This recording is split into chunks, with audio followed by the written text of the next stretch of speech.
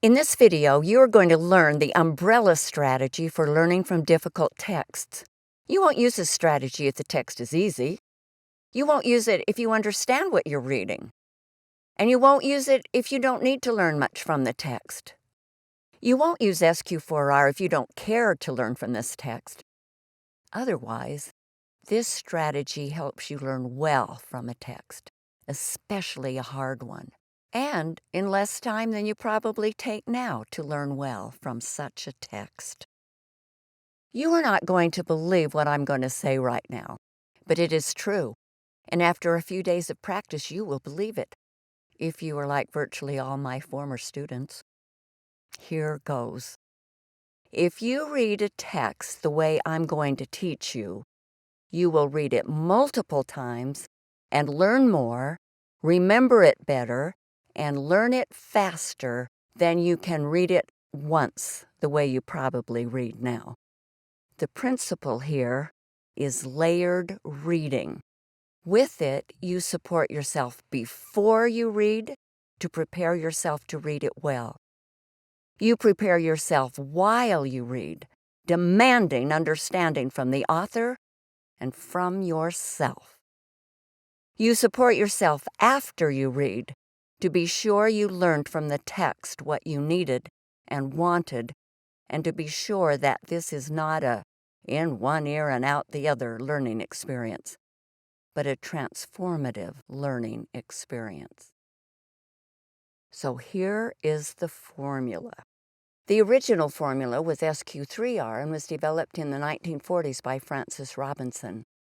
I have added an important R needed for academic reading. So, what are the parts of this formula? S stands for survey. This is another word for preview or overview. You quickly look over the entire chapter you are to read. Q stands for question. In this step, you set a strong purpose for reading this chapter.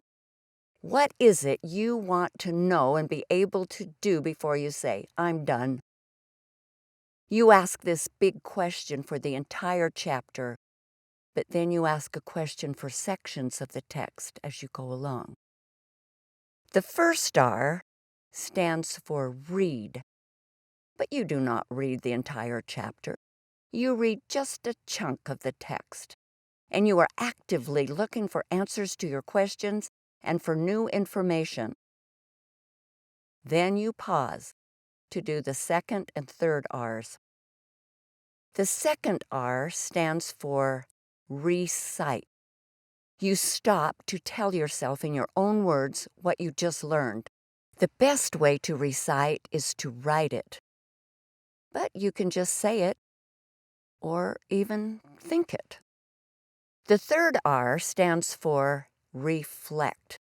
This is where you demand understanding from the author.